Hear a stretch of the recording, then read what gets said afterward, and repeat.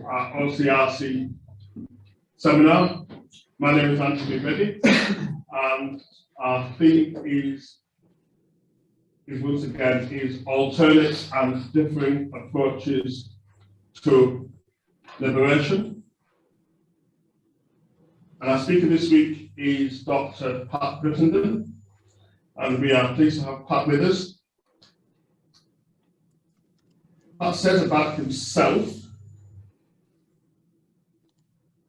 he's originally from New Zealand, but born in the UK and grew up in North Africa, where his parents served as missionaries with the WEC and CMS for 20 years.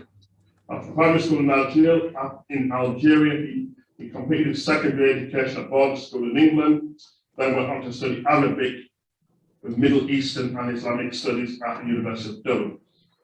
On this course, he spent a year studying Arabic in the Republic of Yemen. Pat and Kitty, his wife, they have two children, Nama and Nate.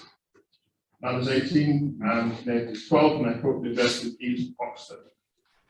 His DPhil was on discipling and theological education in the Algerian Church. Pat has also worked in training programs in Algeria, Tunisia, and alongside his role as a research associate at the Regent's Park College in the University of Oxford. Pat also leads the Hikmah Research Partnership, part of the Word of Life Ministries. This is an emerging network committed to encouraging research, writing, and dissemination amongst BMBs across the Muslim world. And his topic tonight is Conversion as Liberation, Liberating Liminality within the Ontology and Teleology of the Muslim Background Church of Algeria. So, Pat, we are in your hands. Thank you very much, Anthony. It's a pleasure to be with you all, and especially nice to be back in person, at least with some of you, face to face, and nice to see your faces on the screen as well, big. So thank you for those of you who kept your cameras on. I always like it when I can see faces. Let me begin straight away, and then in a short while I'll ask Anthony to switch on a PowerPoint just so I can show you a few slides which may hopefully help to flesh out some of what I'm sharing. Growth of the indigenous, largely Kabyle contemporary Church of Algeria in the past 35 years, though documented, is a relatively little known social phenomenon. Unsurprisingly, this convert apostate church has met with opposition, and indeed in some cases with persecution. Though until very recently, this has not been state-sponsored oppression. The last 2 years are the exception, and I can answer questions if people are interested in knowing what the situation is right now in Algeria. But the presence of this church, its growth, seemingly unaffected by any discernible foreign missionary activity, can be seen as a feature of Algeria's fledgling, tentative, emerging pluralism. Unique not just in the Maghreb, in North Africa, but in the majority Muslim world, the Algerian Church is the only expression, as far as I'm aware, of indigenous Christianity to have been officially recognized by the state in Algeria.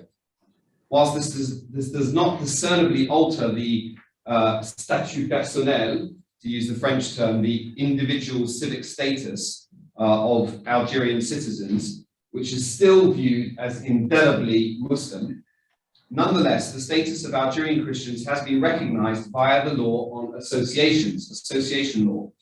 In 2011, the process of mise en conformité, or re-registration of all non-Muslim religious associations, resulted in the Église Protestant d'Algérie, the Algerian Protestant Church, which until this point had been a kind of bilateral foreign Algerian association.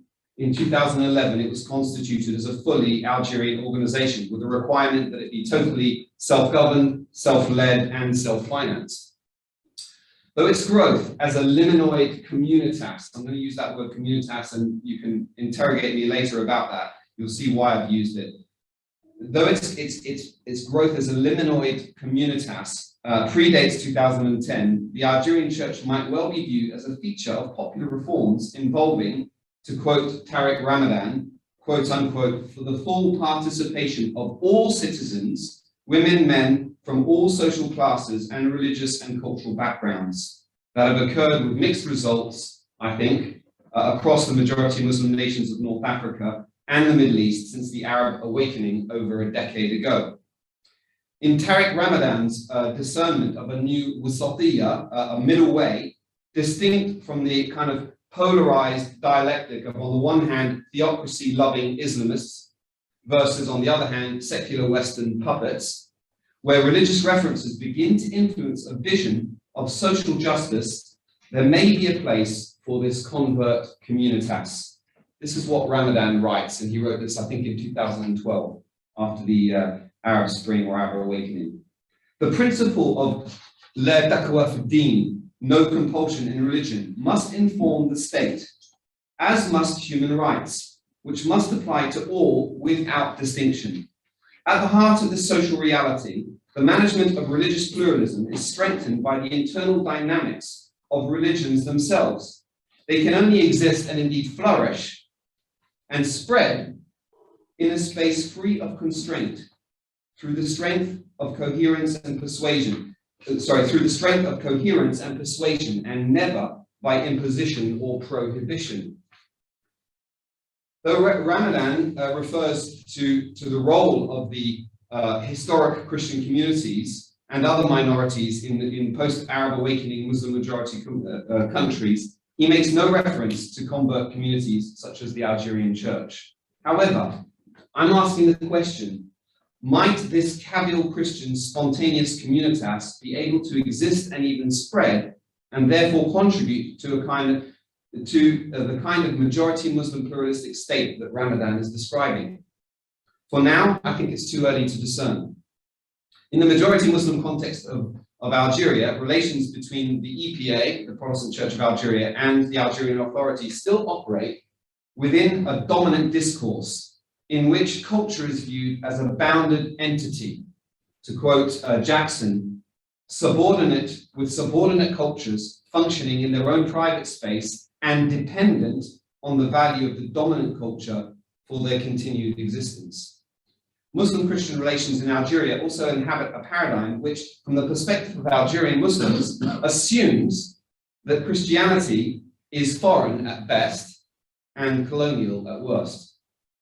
Nonetheless, the presence and growth of the contemporary Algerian church is challenging the discourse that Algeria is irreducibly Muslim and that Christianity is primarily Western. Let me turn the slide on here. I just want to say, just to situate myself for those of you who don't know me, and explain a little bit about, there it is on the right hand side down there, yeah.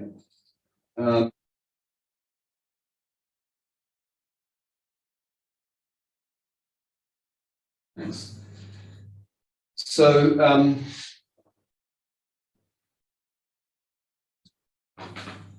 so just to give you some, here's just a picture which was taken about 3 years ago of a group of students in one of the churches in Algeria. That church is right now closed. It's been forcibly closed for the last 2 years. But it gives you an idea of the number. That's a sort of student. Give you some context for myself.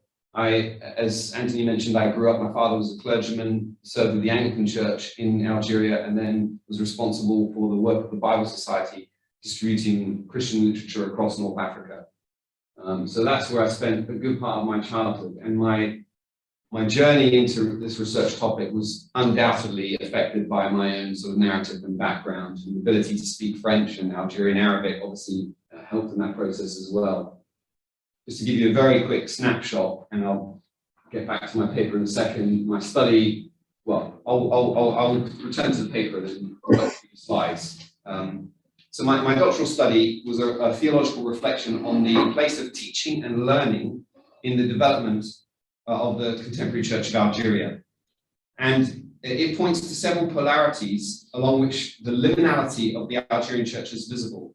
At least 3 of these are the polarity between what I'm saying are centers and margins.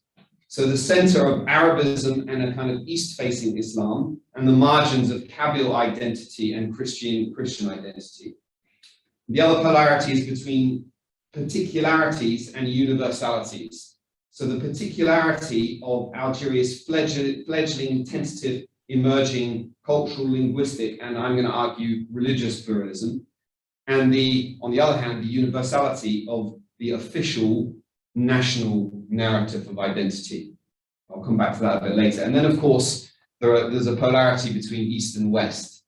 And, you can see this. Let me just go through the slides. You can see this, I think, more in Algeria than in other places. There are some of the polarities I'm describing: census margins, East, West, particular particularities and universalities. So you've got this kind of search for identity, authentic identity, in the context of a kind of two types, if you like, of colonialism, in the words of Algerian Christians. On the one hand, the West-facing Western colonialism, and on the other hand, the East-facing Arab Salafist kind of ideology. So, like a kind of repeated motif, these are visible in three lenses. If I go back to the other slide, you'll see these. These are the three lenses through which I explored the identity and the progress of the Algerian Church. The ethnographic, that is the Berber question, which is an important question in Algeria. The religious, especially I looked at Algerian Islam, and the particularity of Algerian Islam in conversation with a kind of more Eastern Islam, if you like. And then, of course, the lens of state education. And I describe this as a kind of multidimensional social drama in which the Algerian Church is wrestling with its identity. And to quote this useful book, I'll reference it a few times. It only came out last year: Crossing Thresholds, A Practical Theology of Liminality. So just to quote Carson in this book here, and make some references to liminality, which is a concept I used a lot in my research and I still find useful. Understanding and employing the power of edge, experiences, and in-between places in relation to the deeper processes of transformation that they midwife. So I'm exploring these kind of clashes, if you like, between different aspects and how the Algerian Christian exists and lives in that space. So what I want to do in the next half hour with this presentation is I want to highlight some of these liminal processes. And by so doing, hopefully what I want to do is contribute not just to our understanding of social transformation in Algeria, but also to liminality as a kind of hermeneutical key to understanding this social drama as a kind of form of liberation. This will be achieved first by discussing the appropriateness and rationale for my use of liminality. And I'm describing that as a kind of heuristic concept. In other words, it's a slightly opportunistic way of using liminality. Then, briefly, I want to consider how liminality relates to identity transition among Algerian Christians from a Muslim background. Having justified how and why this concept of liminality is so relevant to the experience of this particular community, I then want to explore how the Algerian Christian experience seems to be transforming from one of ambiguity and what I would describe as dehumanizing marginality to becoming a context for liberation. From this point in the margins, I'll present the notion of what I've called liberating liminality as a way of viewing the development of this Christian communitas and her contribution to Algeria's ontological quest for an authentic and increasingly pluralistic notion, a national identity. So why liminality? There are 4 reasons I want to give here. Number 1, the first is the usefulness of the concept to me as a practical theologian, trying to understand the social drama of the corporate life and practices of the Algerian Church. As Marcel Barnard points out, liminality works for the theologian as a heuristic hands-on concept, enabling us to use it as a hermeneutical key or even a pastoral method. Certainly it's provided me with a hermeneutical key to understanding this multi-dimensional transition and transformation of the Algerian betwixt and between the world of Algerian Islam and Western Christianity. As Carson et al. Explained, this is indeed what we are learning about liminality in our current age, after Van Gennep and Turner. I'll refer to them shortly. It arises from the experience which is now tested over several decades. It is absolutely not a theory of everything, and yet it is a useful way of viewing the process of change in persons, in organizations, and in human society. If liminality is fundamentally concerned with how human beings experience and react to change, then Carson et al. Ask, how can we discern whether such processes of change are properly liminal as opposed to simply transitional, or even how they make someone marginal, leaving them stuck on the edge, or alternatively, genuinely transformative? The polarity created in the experience of converts in a Muslim context gives rise to precisely this question. What moves their experience of liminality from being one of perpetually being on the edge, what you might call, what I've called dehumanizing marginality, to being genuinely transformative, what we might call liberating marginality? A further appeal in my work as a practical theologian is Harold Turner's engagement with the transcendent at the heart of the communitas in the world of anti-structure, which he describes in his famous Ritual Processes book, written in 1970. Building on the work of Arnold van Gennep, whose 1909 book, Rites of Passage, first developed this concept, Turner develops his understanding of three stages of the limen by exploring movement from the world of structure through anti-structure and back to a world of structure again. His interpretation of Van Gennep's three stages in the Rites of Passage of tribal cultures focuses on the undefined, chaotic anti-structure of the liminal stage. Whilst the whole process can be described as liminal, Turner's articulation of the three stages as preliminal rites, that is, separation from the old way of life, liminal, entry into the undefined chaotic period, and then post-liminal rites, reaggregation society with a changed role, focuses in Turner on the engagement with the transcendent and the community of those sharing this transitional world of anti-structure. It's interesting if you read into this. He started as a Marxist atheist and was converted sometime in his middle ages. And I think that somehow comes through in some of his later writing. He describes the relationality of the society of the liminal as a communitas. That's why I've used the word communitas. As Carson observes, although Turner was not writing from a wholly Christian perspective, in fact, his research wasn't at all. His primary research was on human behavior in the Ndembu tribe of Zambia, and subsequently applied to many other cultures. Nonetheless, he was able to identify human behavior in relation to transition and the transcendent, which can be recognized widely within the Christian tradition. Turner's use of liminality provides a helpful way to understand and interpret engagement with the transcendent, and I see this very much in the experience of the Algerian Church. The second reason I was drawn to this concept is it goes right back to Van Gennep himself, who's considered the sort of father of this concept of liminality. And it was Van Gennep's countercultural resistance to the essentializing of religious rites and customs, which was so characteristic of the kind of scientific positivism of characters like Émile Durkheim and other leading lights of 20th century French anthropology.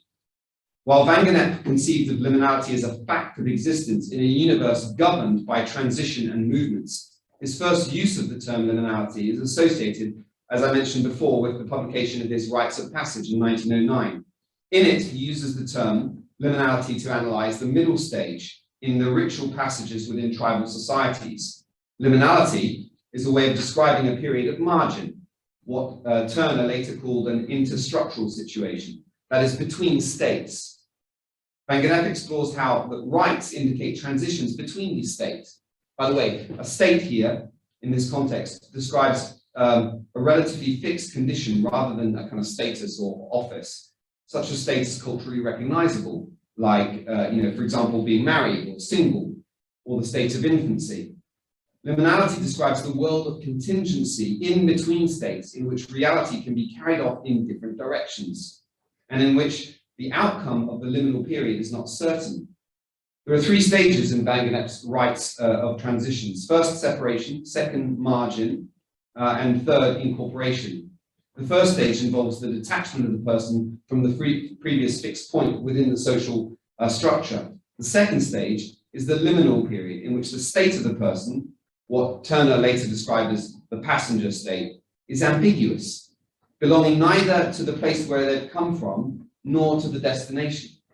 The third stage is, of course, consummation, where the traveller is once again in a clearly defined and structurally stable state, and because of this, is expected to behave accordingly.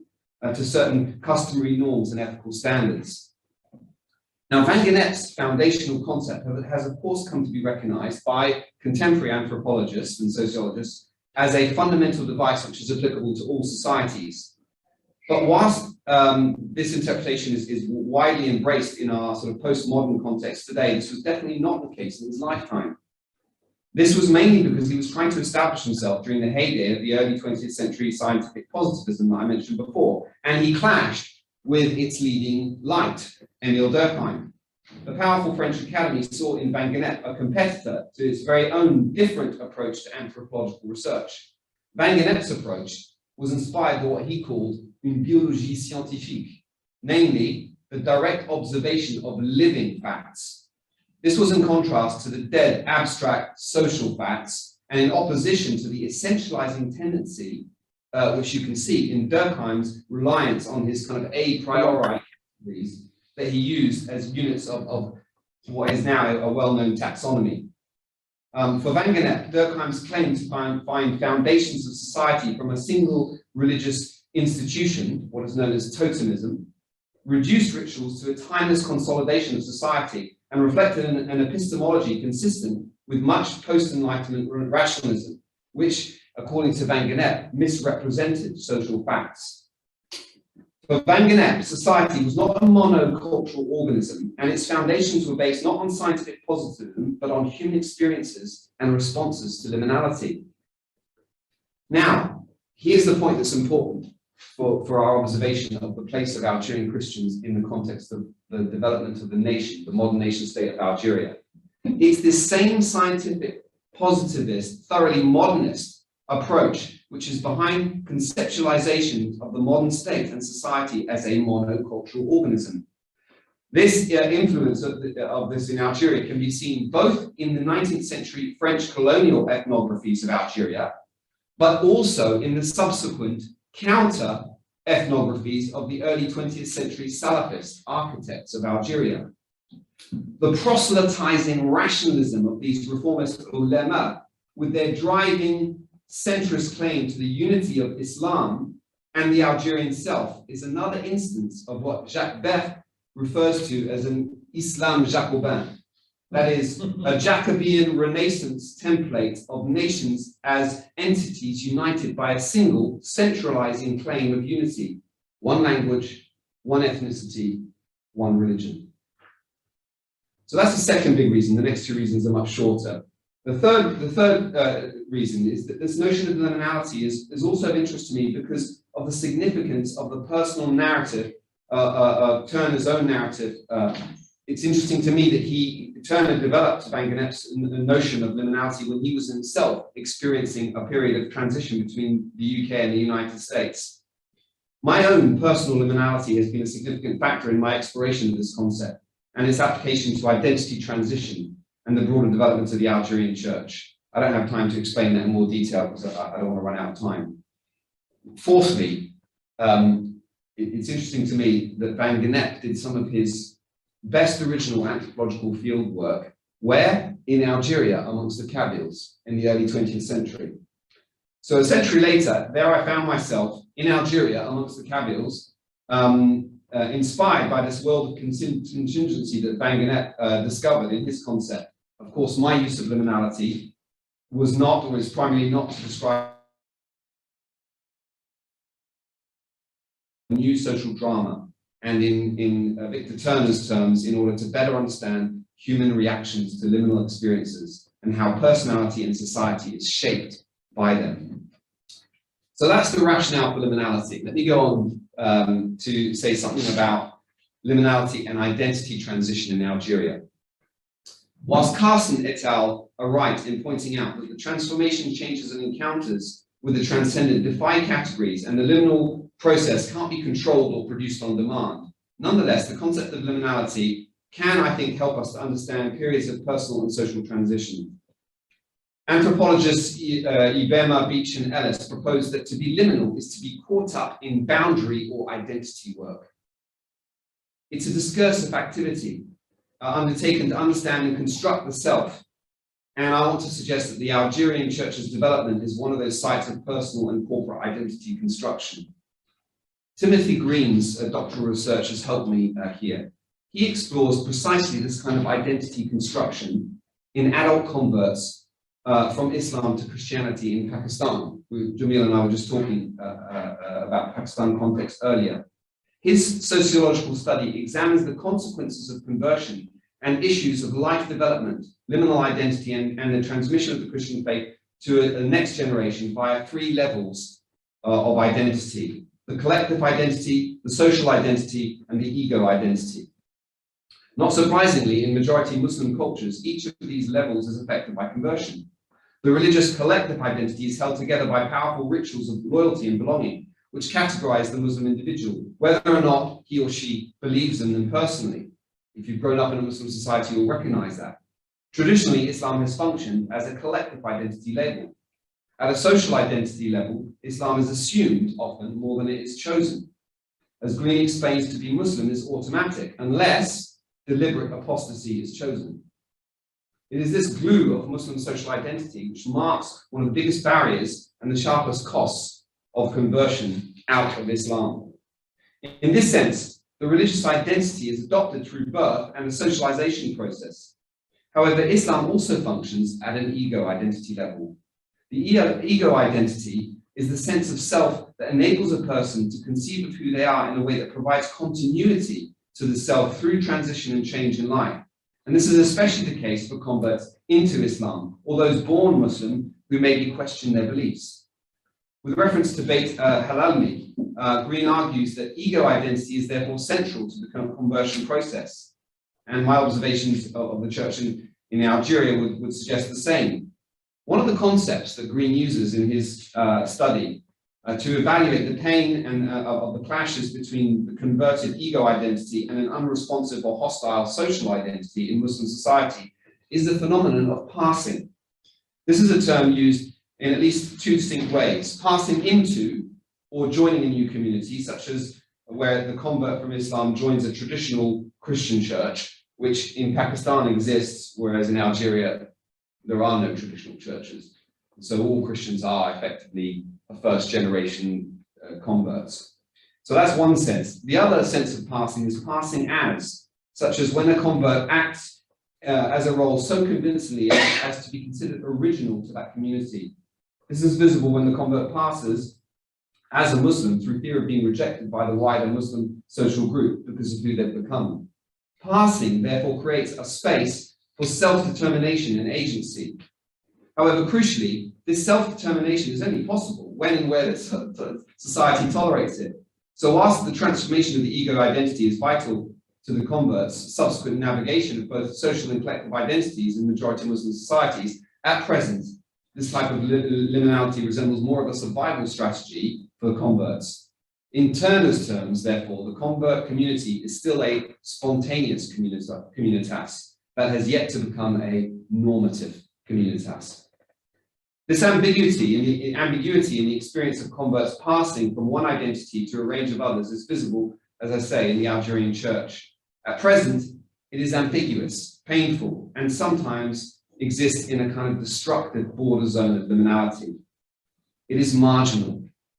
So thirdly, let me say something about how I see a move from this kind of marginal, dehumanizing form of liminality to a liberating form of liminality. The concept of marginality is, of course, closely linked, though not synonymous with liminality. It's mostly viewed as a negative term, describing existence in the margins, cut off from the mainstream. This might be through disability, or sexism, or homophobia, or poverty, or religious discrimination, or persecution, or whatever. And I'm calling that dehumanizing marginality.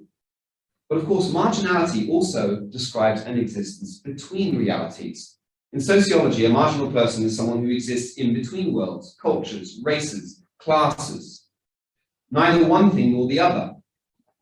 In his treatment of marginality as a context and method for multicultural theology, Korean-American theologian Young Lee challenges the classical what he calls self-negating definition of marginality, which assumes a structural separation between a dominant and a subordinate group in society, by introducing a self-affirming concept of marginality, not defined by the dominant group, Lee suggests that marginality is a nexus where two or three worlds are interconnected, an open-minded and unfolding horizon where others come to meet and go away again. For Lee, as a Christian, he sees Jesus Christ as the ultimate marginal person. And true Christian formation and flourishing only occurs through self-affirming marginality. Using Lee's terms, I think the Algerian church is highly marginal. Algerian converts are Christians, but until now, unlike the historic churches of the Middle East, they have no center. They exist as an existential and spontaneous communitas in a world of anti-structure. As Christians of predominantly Berber, that is Kabyle ethnicity, they experience the double marginalization of being non-Arab and non-Muslim in a modern nation state that has been predicated on an irreducible formula of being Muslim and Arab. This formula for authentic Algerian identity was itself consciously developed in the context of years of colonial oppression, in which both Islam and Arabic were, of course, minimized. It was the success of the 20th century Salafiyya reform movement that I referred to earlier, led by the charismatic figure of Abdul Hamid ibn Bardis from the late 19th century into the first part of the 20th century, which resulted in the irreducible threefold formula for national identity. Dinuna al-Islam, Watanuna al-Jazair, wa lughatuna al-Arabiyya. So Islam is our religion, Algeria is our homeland, and Arabic is our language. However, despite the success of this Arab-Islamic centrism, more than 50 years after independence, that irreducible threefold structure seems to many Algerians, Muslims and Christians and those of all faiths or no faiths, to be a formula that has really kept Algeria, to use Abdullah Mazlouni's phrase, from a long overdue rendezvous with ourselves. This imagined authentic changelessness forced on it by colonialism has therefore become a context for the marginalization not just of the Algerian Christian community, but others who don't conform to that formula. Lee, going back to Young Lee, describes the way in which this kind of marginalization can dehumanize. To be in between two worlds means to be fully in neither. The marginal person who is placed between this two-world boundary feels like a non-being. This existential nothingness caused by the perspective of two or more dominant worlds is the root of dehumanization. Algerian Christians are seeking to develop their own identity and purpose in the context of a modern nation-state created within a post-Enlightenment monocultural vision of society. Liminality is, of course, hermeneutically useful here, not only because it's an opportunist, I'm using it opportunistically, but also because of Van Genep's core challenge to the scientific positivism of his time. As we have seen, he challenged the tendency to essentialism with his argument for an interpretation of social data that is much more dynamic and performative, and that views social data as a narrative in process. This kind of liminality in the experience of Algerian converts is visible not only in the polarity between structure and anti-structure in majority Muslim contexts, but also betwixt and between centrisms and margins. And I mean that not just in Algeria, but in the world Christian movement. I'm going to skip over more reference to liminality and go straight to my final point, where I want to explore more fully what I mean by liberating liminality. The paradigm shift that I described earlier in Young Lee's thesis on marginality, from dehumanizing marginality or self-negating marginality to something which is much more liberating, is for me was a really helpful conceptual move. And I think it's provided a key to interpreting the experience of Algerian Christians. The margins created by the liminal situation are pregnant with potential and possibilities that might transform both those in the center and those in the margins. So the argument I'm making isn't just for the liberation of Algerian Christians, it's actually for the liberation of all Algerians, for an understanding of Algerian identity, which is not going to be limited by the centristic view that I've described before. Viewed this way, liminality is a device for understanding social change and the interplay between structure and anti-structure. Lee suggests that the idea, and this is I want to just explain what he means, and I might just turn on the slide and go to the, is it working? Yeah. Let me just, I'll come back to Jean Amrouche in a minute. I'll put that slide up because this will help you understand what Lee is going on about here. Lee suggests that the idea of being in between can lead to a positive, self-affirming understanding of marginality that both recognizes the tension between the two poles, but also moves beyond being in both, rather than being in between. In his terms, the in both conception complements the in between. To stress the in both identity requires the affirmation of the realities and roots of each. This conception looks at margins as a potentially creative core, rather than those defined by one or more of the centrisms that have created them. Whether, as in the Algerian context, those centrisms are Arab, or Berber, or Islamist, or Western Christian, or any other. This in turn leads to the potential of becoming a new marginal person, not only in between, not only in both, but this is Lee's term, but in beyond those margins.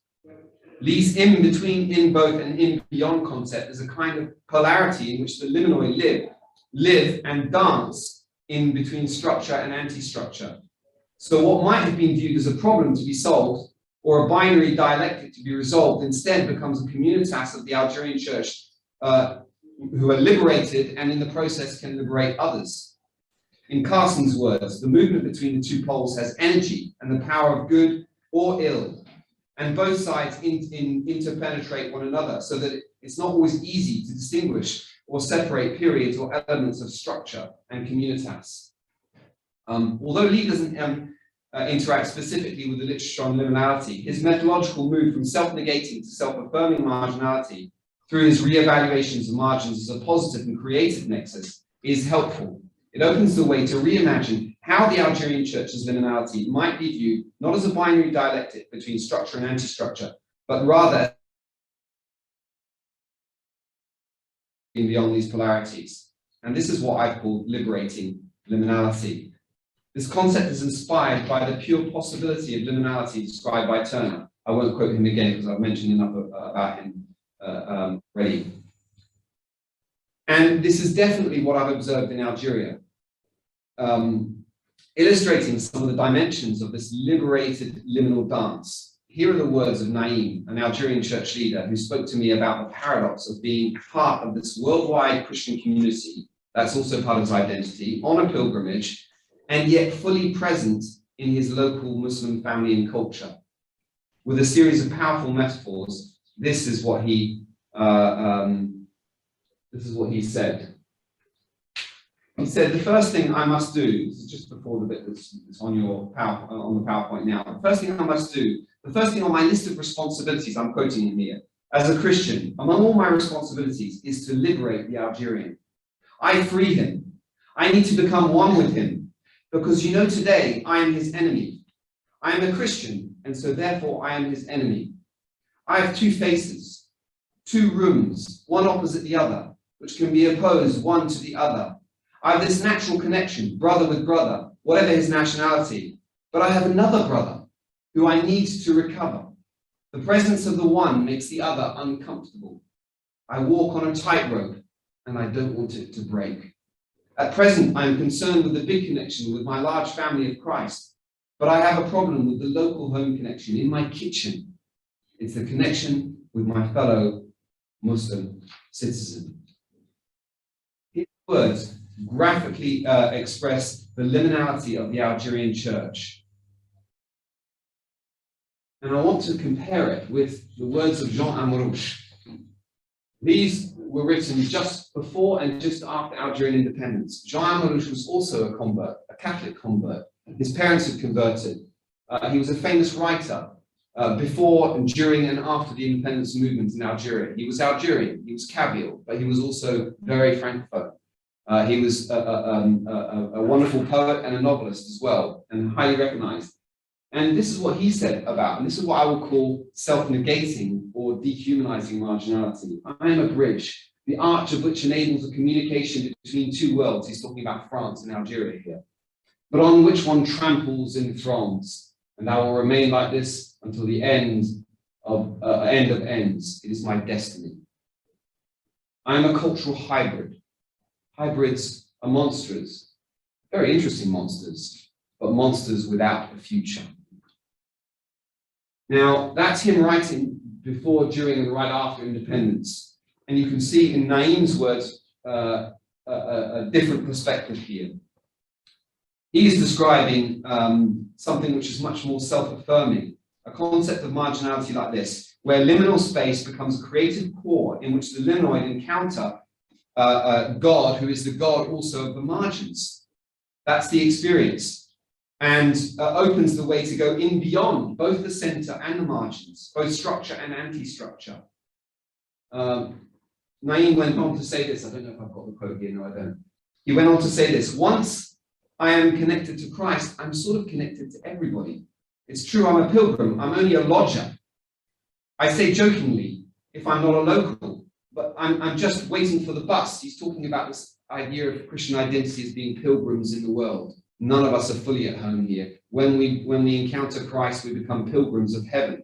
And so somehow that detaches us. We're still indigenous, and we still love our context, and we still are ingrained in it, but we have this other identity, which is pilgrim. However, he says, while I'm waiting, as it were, for the bus, I have things to do. The first thing I must do on my list of responsibilities as a Christian, amongst all my responsibilities, is to liberate the Algerian. I free him. I need to become one with him. And he said this as well. He said, you know what? Before talking about being an Algerian Christian, we have to find a way to talk about being Algerian and not Muslim.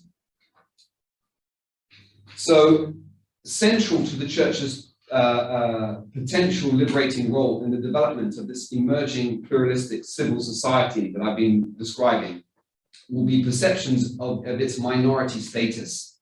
One of the respondents in my research was insistent that I should not describe the church as a minority. He said, we want to go beyond the language and the rhetoric of minority. We are an entity. We are an entity. We are an Algerian entity, whether people like it or not. In part, this was to distance the church from the accusation that its development has been implanted as an aegis for foreign, especially American, involvement in Algeria's internal affairs. That narrative is very common. They'll say you're funded and you're only Christians because there are visas to the West, or there's money coming in. That's a very popular narrative. However, more than that, more positively, it seems to be a link to an affirmation of an emerging pluralistic vision of Algerian citizenship, one that recognizes Algeria's de facto multi-ethnic, multi-linguistic, all of which is true, undeniably, multi-ethnic, multi-linguistic, and increasingly multi-religious character. This is how this other Algerian described it. He said, the Algerian Christian is a citizen. Well, citizens of Algeria are also Christian. And he said, I think it's thanks to the existence of the church, the notion of citizenship in Algeria is going to change. And it's going to change with time towards a model of a more rounded notion of citizenship. And he cited the early church in Roman context, pre-Constantine's conversion, of the role that the church played in challenging that what it meant to be a Roman citizen. So to conclude, and I'll try and bring this in and finish here so we can take questions. Algeria's ontological quest, its quest to work out who it is as a nation, is a struggle with its own liberation. From being a department of France under the French colonial administration for 136 years, to an independent nation fashioned in the shape of a single-party, socialist Arab and Muslim nation, to what it is today, which I have described as a sort of tentative expression of modern reformed Muslim pluralist civil society. Both French colonial, that is west-facing, and Arab Salafist, that is east-facing, factors have shaped the national identity of Algeria. For over 50 years since its independence, the only official narrative binding Algeria's collective national identity has been this kind of mantra of the FLN, that was the National Liberation Party, their glorious liberation struggle. But of course, today, the unwillingness of most Algerians to accept the legitimacy of this official narrative is one of the factors behind the recent Hilary protest, which, if you're not familiar with that, was sometimes called the Revolution of Smiles, until March 2020, for almost 18 to 24 months. It was a sort of unprecedented peaceful protest movement where all sectors of society, all ages, very conservative Muslims, Islamists, right through to highly secular, all ages and stages were just demonstrating against corruption in Algeria and in the way in which the country was managed. Additionally, the imposed and problematic, non-negotiable Arab Islamic centrism upon which the nation's ontology and theology has been founded is today being resisted by numerous different elements in Algerian society. The presence and growth of the Algerian Church, primarily though not exclusively, and this is important, not exclusively among Kabyles, is challenging the Arab Islamist formula of national identity and contributing to the struggle to redefine it. Whilst this formula, or centrism, has been an obstacle to the Church, my observation is that it is also proving to be an opportunity for the development of both the Church and the nation. The liminality of Kabyle self-expression in the margins of Algeria's official national identity is mirrored in the particularity of contemporary Algerian Christianity in the margins of the universal Church. Algerian believers clearly articulate their sense of belonging to a universal Christian Church called to a worldwide mission. However, they are also aware of the particularity of their place as Algerian Christians. Kabyle believers talk about the concept of being chosen for a universal mission in and beyond Algeria. Some also speak of the sense in which this mission is also linked to their sense of responsibility to transform the structures of Algerian national identity.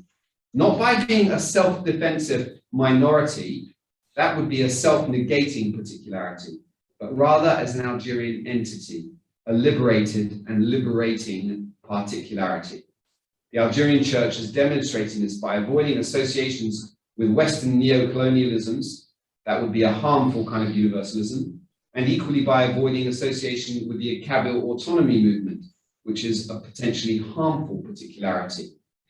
And by its presence and engagement, it is provoking Algerians to redefine old publicly affirmed solidarities, and in so doing is taking its place in the liminality of Algeria's ontological and theological quest.